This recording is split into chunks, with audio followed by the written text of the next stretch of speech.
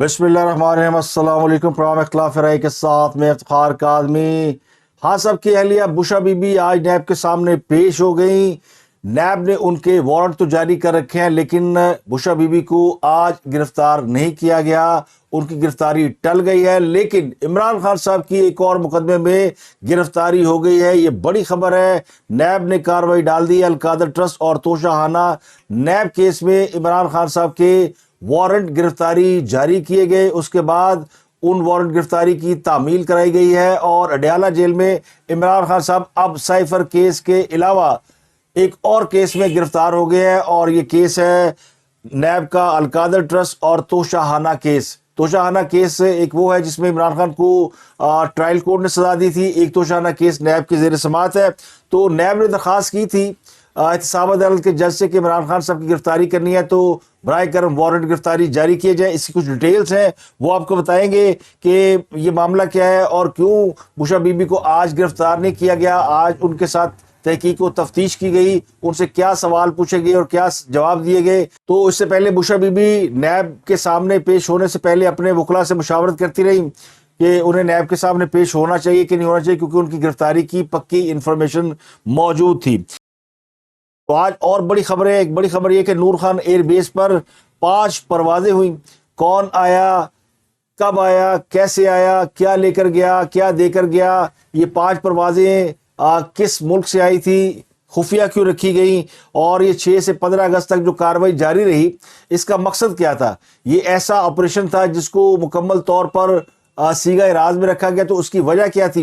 क्या ये मुल्की एजेंडे के लिए था या किसी गैर मुल्की एजेंडे के लिए था? तो बहुत सारे सवाल हैं जिनके जवाब ढूंढे से नहीं मिल रहे। और ये मामला इससे पहले भी मंजर-ए-आम पर आया था, लेकिन उस वक्त खामोशी साध ली गई थी। इस पर करेंगे बात कि ये मामला क्या है और ये स्टोरी किसकी है, इस पर बात करेंगे। चौधरी मुनस लाई, चौधरी परवेज लाई पीटीआई के चेयरमैन तो मुश्किलात में गिरफ्तार हैं ही, उनकी अहलिया भी मुश्किल में पड़ी हुई है। वाइस चेयरमैन भी मुसीबत में है और पार्टी के सदर वो भी जेल में कैद है। तो अडयाला जेल में कैदियों की तादाद रोज बढ़ती जा रही है। चौधरी परवेज लाई के हवाले से भी एक बड़ी इंपॉर्टेंट खबर है कि उनकी पूरी फैमिली के बैंक अकाउंट सीज कर दिए गए हैं। उनके ऊपर मनी लॉन्ड्रिंग के इल्जाम है। इसके अलावा मुनस लाई को आज अदालत ने बाकायदा इश्तिहारी करार दे दिया है और अब उसकी गिरफ्तारी के लिए इंटरपोल की मदद ली जाएगी और उसका रेड वारंट जारी किया जाएगा। चौधरी परवेज की अहलिया पर भी ये इल्ज़ाम आयद किया जा रहा है कि उन्होंने अपने इश्तिहारी भाई को पनाह दी और इस जुर्म में उन्हें भी गिरफ्तार किया जा सकता है। तो पूरी फैमिली इस वक्त शदीद मुश्किलात का शिकार नजर आती है और परवेज फैमिली के जायदाद मनकूला और गैर मनकूला उसको भी जब्त करने की तैयारियां की जा रही हैं। मुनस लाई की तो जायदाद जब्त करने की का ऑर्डर दे दिया गया है। तो इसकी भी कुछ डिटेल आपको बताएंगे। इसके अलावा तौहीन इलेक्शन कमीशन और तौहीन चीफ इलेक्शन कमीशन एक बड़ा इंपॉर्टेंट केस है। इसमें भी आज इमरान खान, असद उमर और फवाद चौधरी पर फर्द जुर्म आयद होनी थी, लेकिन तीनों में से कोई पेश नहीं हुआ। इमरान खान को तो अडयाला जेल से बाहर नहीं निकाला गया, सिक्योरिटी खदशात है। कल काबीना ने भी एक मंजूरी दी कि उनका जो ट्रायल है वो बाकायदा जेल के अंदर ही होगा। दोनों ने ये दरख्वास्त दायर कर रखी थी कि उनका ट्रायल जेल से बाहर किया जाए, यानी ओपन कोर्ट में किया जाए, अडयाला जेल में उसकी समाअत रोक दी जाए। एहतसाब अदालत के जज जो है, बल्कि जो सीक्रेट एक्ट केस के जज हैं अबुल हसनात जुल्करनैन, इन्होंने कहा था कि जी इमरान खान की जान को खतरा है तो उसकी समाअत जेल के अंदर रखी जाए। तो इस पर अब बाकायदा निगरान हुकूमत ने निगरान काबीना ने मंजूरी दी है कि इमरान खान का जो केस है वो जेल के अंदर ही सुना जाएगा, उन्हें बाहर नहीं निकाला जाएगा। कल उनकी जमानत का केस इस्लामाबाद हाई कोर्ट में भी लगा हुआ है और इसके अलावा सुप्रीम कोर्ट के सामने भी एक दरख्वास्त उनकी ज़ेर समाअत है, वो भी जमानत के हवाले से है। तो इमरान खान के बहुत सारे केसेस हैं और अब उनकी एक नए मुकदमे में गिरफ्तारी जो है उसने तहरीक इंसाफ के वोटर सपोर्टर की उम्मीदों पर पानी फेर दिया। कल से तहरीक इंसाफ के वकला ये डंका बजा रहे थे कि इमरान खान की साइफर के केस में जमानत 100% है। जैसे ये केस जो है वो सुप्रीम कोर्ट के सामने लगा, उनकी जमानत हो जानी है। और अभी केस खैर सुप्रीम कोर्ट के सामने लगा नहीं है, अभी उनकी दरख्वास्त गई है, दरख्वास्त को नंबर लग गया है। अब वो केस कब लगता है, लेकिन उम्मीद ये की जा रही है कि इमरान खान साहब को अदालत साइफर केस में बेल दे देगी। तो अब उनकी साइफर केस में अगर बेल हो भी जाती है, उनकी एक नए केस में गिरफ्तारी डाल दी गई है। ये 9 मई के अलावा केस है, अभी उनके ऊपर नई 9 मई का सिलसिला शुरू नहीं हुआ, उसकी एक लंबी لسٹ ہے 9 مئی کے کیسز کی، خاص طور کے اوپر کوئی درجنوں کیس ہے، مختلف فیصل آباد میں الگ کیس ہے، لاہور میں الگ کیس ہے، پشاور کا الگ کیس ہے، تو بہت سارے کیسز ہیں ان کے اوپر، جی ایچ کیو پنڈی والا کیس علیحدہ ہے، تو ان کے اوپر بھی کافی کیسز ہیں جو کہ اس سے لگتا ہے کہ ان کو جیل سے باہر آنے میں یا تو بہت عرصہ لگ جائے گا یا ان کیسز میں سزا پا کر وہ جیل میں ہی رہیں گے، تو ان کے حوالے سے کافی مشکلات ان کو درپیش ہیں۔ تو یہ کچھ اہم خبریں ہیں، اور ان اہم خبروں میں جو ایک خبر انٹر ہوئی ہے وہ نور خان ایئر بیس پر کچھ پروازوں کے حوالے سے ہے، اور کہا گیا جی کہ 9 سے 15 اگست 2022 یعنی جب پاکستان میں جو ملٹری کی قیادت ہے وہ جنرل باجوہ کے پاس تھی، اس وقت جنرل آصف جوہر نے آرمی چیف کا عہدہ نہیں سنبھالا تھا، تو اس وقت کی جو ملٹری اسٹیبلشمنٹ تھی اس کے حوالے سے یہ خبر بریک کی ہے بی بی سی نے، اور بنیادی طور پر یہ جنرل باجوہ کا اس میں نام آ رہا ہے، اور کہا یہ جا رہا ہے کہ کچھ طیارے جو ہیں وہ اور کہا جا رہا ہے کہ جب جنرل باجوہ اسی عرصے میں برطانیہ گئے تھے پچھلے سال، اور وہاں انہوں نے برطانوی گورنمنٹ کے ساتھ ایک نئے معاہدے کی بات کی تھی اور کچھ اچھی باتیں کی تھی، جس سے لگتا ہے کہ پاکستان اور برطانیہ کے درمیان کوئی فوجی ایگریمنٹ ہونے جا رہا ہے، تو اسی معاہدے کے بعد جو ہے وہ پاکستان میں پھر یہ اگست کے مہینے میں کچھ خفیہ پروازیں ہوئیں۔ باجوہ صاحب نے اس وقت کہا تھا کہ پاکستان اور برطانیہ کے جو تعلقات ہیں مستقبل میں تاریخی بلندیوں کو چھوئیں گے۔ یہ 12 اگست 2022 کی بات ہے، جب ملٹری رائل اکیڈمی میں پاسنگ آؤٹ پریڈ ہو رہی تھی، جب باجوہ صاحب موجود تھے۔ تو آئندہ آنے والے دنوں میں مستقبل کی اچھی خبر سنا کر باجوہ صاحب چلے تو گئے، لیکن اس وقت اگست میں جب انہوں نے بات کی، اس کے فوراً بعد 15 اگست یہ وہ ڈیٹ ہے جب کہا جاتا ہے کہ برطانیہ کا ایک فوجی مال بردار طیارہ راولپنڈی کے نور خان ایئر بیس پر اترا، اور ایک نہیں 5 طیارے اترے، اور یہ 5 طیارے ظاہر ہے یا کچھ لے کر آئے ہوں گے یا کچھ لے کر گئے ہوں گے۔ تو جو ایک خبر شائع ہوئی ہے بی بی سی کی ویب سائٹ پر، اس نے یہ ریویل کیا کہ یہ طیارے جو ہے پاکستان سے بنیادی طور پر اسلحہ خریدنے آئے تھے۔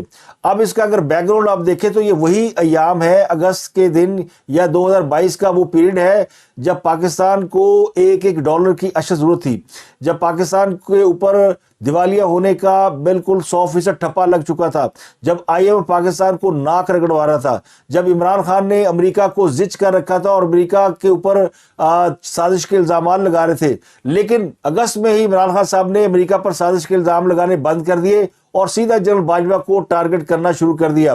یہ ان دنوں کی بات ہے، تو ان دنوں میں یہ ایک کوئی معاملہ ہوا ہے جس میں چند خفیہ پروازیں پاکستان کا انہوں نے وزٹ کیا اور لینڈ کی وہ نور خان ایئر بیس پہ، اور پھر لاکھوں ڈالر کے معاہدے ہوئے، اور کہا جا رہا ہے کہ پاکستان سے کچھ اسلحہ جو ہے وہ باہر بیچا گیا ہے۔ اب یہ اسلحہ کس نے خریدا ہے اور یہ اسلحہ کس کو بیچا گیا ہے؟ ظاہر ہے پاکستان اسلحہ بنانے میں خود کفیل ہے، اور پاکستان کے اسلحے کی پوری دنیا میں مانگ ہے، اور پاکستان اپنا اسلحہ دنیا بھر کے مختلف ممالک کو بیچتا ہے جن کو ضرورت ہوتی ہے، اور جس طرح امریکہ سے ہم اسلحہ خریدتے ہیں، دنیا خریدتی ہے، تو اس طرح پاکستان کا بھی اسلحہ جو ہے وہ اب اپنے سٹینڈرڈ کے حساب سے پوری دنیا میں اس کی مانگ زیادہ ہے۔ خاص کر جو مارٹر گولے ہیں 155 mm کے توپ ہوتی ہے، اس کا مختلف اس کا ایک جو سائز ہوتا ہے توپ کا دہانہ ہوتا ہے، تو جتنی کم ملی میٹر کا دہانہ ہوتا ہے توپ کا، اتنی دور توپ کا گولا جاتا ہے، اور جتنا بڑا دہانہ ہوتا ہے وہ وزنی گولا ہوتا ہے تو زیادہ مار کر نہیں سکتا۔ 155 ملی میٹر کا گولا پاکستان کا دنیا بھر میں سٹینڈرڈائز ہے، اور اس کی مانگ بہت زیادہ ہے۔ اب 2 امریکی ایجنسیاں جن کا کاروبار یہ اسلحہ خریدنا اور بیچنا ہے، اور امریکہ میں یہ رجسٹرڈ ہے، اور امریکہ کے علم میں ہوتا ہے کہ وہ اسلحہ کہاں سے خرید رہی ہے اور کہاں بیچ رہی ہے۔ ان 2 کمپنیوں نے پاکستان سے کچھ اسلحہ اور بارود خریدا جس میں یہ مارٹر گولے شامل تھے۔ برطانوی رائل کے جو طیارے پاکستان ایئرپورٹ پر اترے تھے نور خان ایئر بیس پر، ان کو یہاں سے پھر وہ اسلحہ لے کر واپس برطانیہ جانا چاہیے تھا، لیکن بی بی سی کی رپورٹ کے مطابق یہ طیارے جو ہے وہ قبرص میں واقع برطانوی فوجی اڈے اکروتری میں اترے، اور پھر وہاں سے وہ رومانیہ چلے گئے۔ اب رومانیہ اور یوکرین کی سرحد آپس میں ملتی ہے، اور یوکرین اور روس کی وار جاری ہے، تو اس سے آپ سمجھ جائیں کہ چونکہ یوکرین کے ساتھ برطانیہ، یورپ، امریکہ یہ سارا اس کے ساتھ کھڑا ہے، روس دوسری طرف کھڑا ہے، اور یوکرین کے پاس جو اسلحہ ہے وہ یا امریکہ سے آتا ہے یا یورپ کے ممالک سے آتا ہے، تو ہزاروں ٹن اسلحہ جو ہے وہ یوکرین استعمال کر چکا ہے اپنے دفاع کے لیے۔ روس جیسی یعنی عالمی طاقت اور ایک بڑی سپر پاور کے ساتھ مقابلہ کرنا آسان نہیں ہے، تو دنیا جو ہے وہ یوکرین کو اسلحہ فراہم کر رہی تھی۔ پاکستان نے اس معاملے میں خود کو غیر جانبدار رکھا اور پاکستان سے براہ راست یوکرین نے اسلحہ خریدنے کی بات کی تو پاکستان نے منع کر دیا۔ تو پاکستان نے یوکرین کو نہ کبھی اسلحہ بیچا، نہ کبھی اس کے ساتھ اسلحہ خریدنے کا کوئی معاہدہ کیا، اور پاکستان کا ہمیشہ کا اصول یہ بھی رہا ہے کہ دو ملکوں کی جنگ ہو رہی ہے تو پاکستان اس میں نہیں کودتا، اور یوکرین اور روس کی جنگ میں پاکستان نے اپنے غیر جانبدار ہونے کا سٹانس برقرار رکھا۔ پاکستان یہ بھی کر سکتا تھا کہ روس کو یا یوکرین کو ڈائریکٹ اسلحہ بھیج دیتا اگر مانگ تھی، کیونکہ مانگ تو پاکستان کے اسلحے کی ہے۔ جو پرائیویٹ ایجنسیاں ہیں، جو پرائیویٹ اسلحہ خریدنے والے ہیں، اور پاکستان کا اسلحہ دیکھیں اسلحہ دو کاموں کے لیے استعمال ہوتا ہے، یا تو جنگ میں استعمال ہوتا ہے، تو پاکستان کی کسی کے ساتھ لڑائی ہو نہیں رہی تو پاکستان نے اگر اسلحہ بنایا ہے تو اس کو بیچنے کے لیے بنایا، تو دنیا میں اگر ڈیمانڈ ہے تو کیوں نہ بیچا جائے۔ تو پھر ایسے ہی کچھ لوگوں نے، امریکی ایجنٹوں نے کہہ لیں، پرائیویٹ کمپنیوں نے پاکستان سے اسلحہ خریدا، اور اس اسلحے کو پھر دنیا میں کہاں بیچا اس کا پاکستان تو ذمہ دار نہیں ہے۔ لیکن پاکستان کا ایک موقف یہ تھا، اس سے پہلے بھی جب یہ خبر آئی تھی کہ پاکستان سے کچھ اسلحہ یوکرین اور روس کی وار میں استعمال ہو رہا، تو پاکستان نے اس کی کھل کر تردید کی تھی کہ پاکستان نے یہ اسلحہ نہیں بیچا، ہو سکتا ہے یہ اسلحہ بلیک مارکیٹ سے خریدا گیا ہو۔ پاکستان میں ایک بڑی بلیک مارکیٹ بھی ہے، اور بہت سے یعنی اسلحہ جو ہے دنیا بھر میں جاتا بھی ہے۔ پاکستان میں اسلحہ ساز فیکٹریاں، پاکستان کی میزائل ٹیکنالوجی دنیا بھر میں جو ہے وہ بڑی یعنی ریپیوٹڈ ہے۔ تو اب سوال یہ کہ یہ چونکہ اگر پاکستان نے اسلحہ بیچا بھی تھا تو اس کو سیکرٹ کیوں رکھا گیا، اور اب بی بی سی سے ہمیں پتہ چلے گا کہ پاکستان نے کام کیا ہے، اور اس وقت اگر امریکہ پاکستان پر دباؤ ڈال رہا تھا یا پاکستان پر معاشی دباؤ بہت زیادہ تھا، اور پاکستان کی فوج نے سوچا کہ یہ جو ہمارا تھوڑا سا اسلحہ پڑا ہوا ہے بیچنے کے لیے، یہ ان کو بیچ دیتے ہیں جن کو ضرورت ہے، یوکرین کو نہیں لیکن جو نجی اسلحہ ساز کمپنیاں ہیں، پرائیویٹ کمپنیاں ہیں، یا امریکہ اس میں خریدنا چاہتا ہے تو پھر ان کو اسلحہ بیچنے میں ہمیں کوئی پرابلم نہیں۔ پاکستان امریکہ سے اسلحہ خریدتا بھی ہے، امریکہ کو اسلحہ بیچتا بھی ہے، برطانیہ کو بھی بیچتا ہے اور برطانیہ سے خریدتا بھی ہے۔ تو پاکستان نے یہ اسلحہ برطانیہ کو بیچا یا ان دو پرائیویٹ کمپنیوں کو بیچا، لیکن یوکرین کو نہیں بیچا۔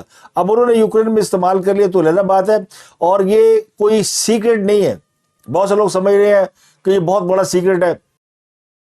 پاکستان نے جو اسلحہ بیچا اس کی ایک رپورٹ بھی ساتھ شائع ہوئی ہے کہ اسٹیٹ بینک آف پاکستان کی جو دستاویزات ہیں وہ یہ شو کرتی ہیں کہ مالی سال 2022 اور 21 کی نسبت 2022 اور 23 میں ملکی ہتھیاروں کی برآمدات میں 3000% تک اضافہ ہوا، اور پاکستان نے $13 ملین کے ہتھیار برآمد کیے، اور 2022-23 میں یہ برآمدات جو $415 ملین تک پہنچ گئیں۔ تو یہ یعنی $415 ملین یہ ایک اچھی خاصی اماؤنٹ ہے، اور یہ ان دنوں میں پاکستان کی فوج نے کام کیا جب پاکستان کی حکومت کو ایک ڈالر کی ضرورت تھی۔ تو یہ تو بات بالکل طے ہے کہ اگر پاکستان نے اسلحہ بیچا بھی تو شاید اس لیے بیچا ہوگا کہ اس وقت ضرورت بہت زیادہ تھی، لیکن اس نقطہ نظر سے بالکل نہیں بیچا کہ اس کو کسی جنگ میں، خاص کر یوکرین کی جنگ میں استعمال کیا جائے۔ تو یہ خبر بی بی سی کی اردو ویب سائٹ پر بریک ہوئی ہے، اور وہ یہ کہتے ہیں کہ ہم نے آئی پی آر سے پوچھا ہے، ہمیں وہاں سے جواب نہیں آیا، اور یوکرین کی وزارت دفاع سے بھی انہوں نے تصدیق کرنے کی کوشش کی ہے، وہاں سے بھی کوئی جواب نہیں ملا۔ تو نہ یوکرین نے اس بات کا اقرار کیا کہ پاکستان نے اسے اسلحہ بیچا، نہ پاکستان کی طرف سے اس بات کی کوئی تصدیق ہو رہی کہ پاکستان نے اسلحہ بیچا۔ تو اس خبر کے مطابق جو اگست 2022 میں 2 معاہدے ہوئے تھے جن کا $415 ملین پاکستان کے اسٹیٹ بینک میں جمع ہے، یہ آن ریکارڈ ہے، لیکن جو 5 طیارے پاکستان کے نور خان ایئر بیس پر اترے تھے وہ کیا لے کر گئے تھے اور اس کی مالیت کیا تھی، اس کے بارے میں کسی کو کچھ پتہ نہیں ہے کہ وہ طیارے پاکستان سے خوراک لینے آئے تھے، اسلحہ لینے آئے تھے، یا کوئی اور وجہ تھی۔ یہ بھی ممکن ہے کہ پاکستان سے کوئی خوراک، گندم، چاول، گھی، کچھ اس قسم کی چیزیں پاکستان نے بھیجی ہو انسانی ہمدردی کے تحت، اور وہ بھی براہ راست یوکرین نہیں بھیجی۔ یہ طیارے یہاں سے اڑے اور یہ قبرص میں لینڈ کیے، قبرص سے یہ رومانیہ گئے۔ اب رومانیہ کے اوپر روس نے یہ الزام لگا رکھا کہ وہ انسانی ہمدردی کی آڑ میں यूक्रेन को असला सप्लाई कर रहा है।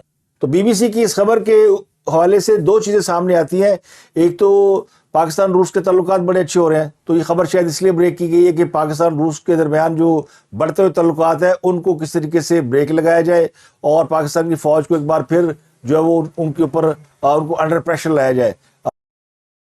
इसके अलावा बुशा बीबी की आज नैब में पेशी हुई है और वो काफ़ी देर नैब ने उनसे सवाल जवाब किए हैं और ज़राए कहते हैं कि उन्हें 11 सवालों पर मुश्तमिल एक पर्चा दिया गया है कि वो इन 11 सवालों के जवाब दे दे, तो फिर यानी तफ्तीश आगे बढ़ेगी। तो आलमोस्ट जो है वो तोशाखाना केस और जो 190 मिलियन पाउंड का केस है इसकी तफ्तीश जो है वो नैब मुकम्मल कर चुका है और ये आखिरी मरहला है।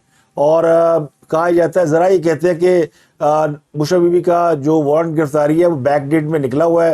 अब अगर वो तहकीक में या तफ्तीश में ताउन ना करें तो उनकी गिरफ्तारी हो सकती है, लेकिन वो आज पेश हो गई। अगर वो आज पेश ना होती तो फिर उनको अगली पेशी पर या किसी और तरीके से उन्हें गिरफ्तार किया जाता। तो लाहौर की एहतसाब अदालत ने तरक्याती मनसूबों में मुबैना तौर पर करप्शन के इल्ज़ाम में मोनो सलाई को इश्तिहारी करार दे दिया। ये केस ऑलरेडी इसकी समाअत हो रही है। गुजरात के तरक्याती मनसूबे में मुबैना तौर पर 1 अरब रुपए की करप्शन की गई, किकबैक्स ली गई। इस मामले में मोनो सलाई एक भी दफ़ा पेश नहीं हुए, तो अदालत ने तफ्तीशी अफसर को मोनो सलाई की मनकूला और गैर मनकूला जायदाद से मुतल्लिका तफसीली रिपोर्ट 15 दिन में जमा कराने का हुक्म दे दिया है और ये भी ऑर्डर दिया कि और उनकी जायदादों की जब्ती का या कुर्की का भी ऑर्डर साथ ही जारी कर दिया है। तो अदालत ने चौधरी मोनो सलाई को बाकायदा तौर पर इश्तिहारी करार दे दिया है। इसके अलावा FIA ने मनी लॉन्ड्रिंग की तहकीकात में साबिक वज़ीर आला पंजाब परवेज़ लाई उनके बेटे चौधरी मोनो सलाई के ख़ानदान के तमाम बैंक अकाउंट मुंजमद कर दिए हैं। उनके खिलाफ मनी लॉन्ड्रिंग केस की तहकीकात हो रही है। तो 100 से ज़ायद कंपनी अकाउंट और पर्सनल बैंक अकाउंट सील किए गए हैं। तमाम बैंक अकाउंट में मुबैना तौर पर करप्शन और मनी लॉन्ड्रिंग का पैसा जमा कराया गया था। इसके अलावा मोनो सलाई को एहतसाब अदालत से इश्तिहारी करार दिए जाने के बाद उनकी इंटरपोल के जरिए गिरफ्तारी का आगाज़ कर दिया गया है और FIA के ज़राए के मुताबिक उनके रेड वारंट जारी किए जा रहे हैं और बल्कि रेड नोटिस जारी किया जा रहा है, जिसके बाद उन्हें इंटरपोल के जरिए गिरफ्तार किया जाएगा। इसके अलावा साबिक सेनेटर वकार अहमद उन्होंने इस्लामाबाद हाई कोर्ट के सामने सरेंडर कर दिया है। सेनेटर वकार अहमद नैब के एक बड़े अहम केस में मतलूब थे और पाकिस्तान से बैरून मुल्क चले गए थे, दुबई में मुकीम थे, जिसके बाद अदालत ने उन्हें मफरूर और इश्तिहारी करार दिया। तो उनका 10 रोज़ा हिफाजती ज़मानत यानी मंजूर कर ली गई है। अदालत ने मुल्ज़िम को लाहौर की मुतल्लिका एहतसाब अदालत में पेश होने का हुक्म दिया है और उनकी गिरफ्तारी से रोक दिया गया है।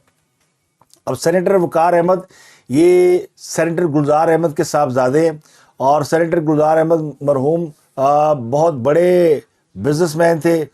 जिस तरह आजकल की सियासत में मलिक रियाज साहब जो है वो तमाम सियासी जमातों को या तो फाइनेंस करते हैं या उनको जो ऐसे मामलात हैं जिनमें फाइनेंस की ज़रूरत होती है उसमें हेल्प करते हैं। इस तरह सेनेटर गुलजार अहमद जो है मरकज़ी फाइनेंसर समझे जाते थे और मोहतरमा जब भी लाहौर आती थी तो सेनेटर गुलजार अहमद की रिहाइशगाह पर ही मुकीम होती थी। और जरदारी साहब भी इससे पहले जब बैरिया टाउन में उनका ऑफिस नहीं बना था तो सेनेटर गुलजार अहमद के घरों में या उनकी रिहाइशगाहों पर मुकीम होते थे। तो सेनेटर वकार अहमद जो है वो कौमी असम्बली का भी 2-3 हल्कों से इलेक्शन लड़ चुके हैं, उसके बाद वो हार गए थे, उनको सेनेटर बना दिया गया। उनकी एक हाउसिंग सोसाइटी भी है। तो करप्शन के काफ़ी मामलात हैं, उनके ऊपर काफ़ी इल्ज़ामात हैं। बहुत बड़े यानी फाइनेंसर हैं पीपल पार्टी के। तो पीपल पार्टी चूँकि अब इलेक्शन नज़दीक आ गया है तो उन्होंने अपने फाइनेंसर कॉल करना शुरू कर दिए हैं और ये जाहिर है जब इलेक्शन होता है तो पार्टी को फंड भी चाहिए होते हैं। तो सेनेटर वकार जो है वो खासे खुले हाथ के हैं और उनकी भी इलेक्शन में मदद चाहिए होगी, तो उनकी वापसी को नागुज़ीर समझा गया। तो इन हालात में उन्होंने प्रोटेक्टिव बेल की दरख्वास्त की थी, तो आज उनको इस्लामाबाद की अदालत ने यानी गिरफ्तारी से रोक दिया है। वतन वापस वो आ चुके थे, कल भी वो मौजूद थे इस्लामाबाद के अंदर और आज उनको बाकायदा अदालत में वो पेश हुए और उनको कहा कि वो नैब के सामने पेश हो जाएँ। बुशा बीबी को जो सवालनामा दिया गया उसमें जो 11 सवाल पूछे गए उनमें जो दिलचस्प सवाल ये है कि वो ये कि आपने इस्लामी तालीम कहाँ से हासिल की और आपने कौन सी डिग्री ली हुई है, कौन से दर्स से पढ़ी हुई हैं اور ان کا اس معاملے میں کیا ایکسپیرینس ہے. اب یہ بڑا یعنی اس کا تحقیق تفتیش سے کیا تعلق ہے مجھے نہیں پتا, لیکن وہ نیب ہے, وہ اسی طرح گرل کرتی ہے. تو ان کی جو لیگل ٹیم ہے وہ 11 سوالوں کے جواب کے ساتھ اگلی پیشی پر ان کو لے کر پیش ہوگی. تو فی الحال لگتا ہے کہ ان کی گرفتاری ٹل گئی ہے, لیکن ان کے میاں جو ہے وہ اس کیس میں گرفتار ہو گئے ہیں. تو اب تک کے لیے اتنا ہی. آپ سے ملاقات ہوتی ہے اگلے ولاگ میں. اپنا گرد و نواح کا لوگ بہت خیال رکھیے.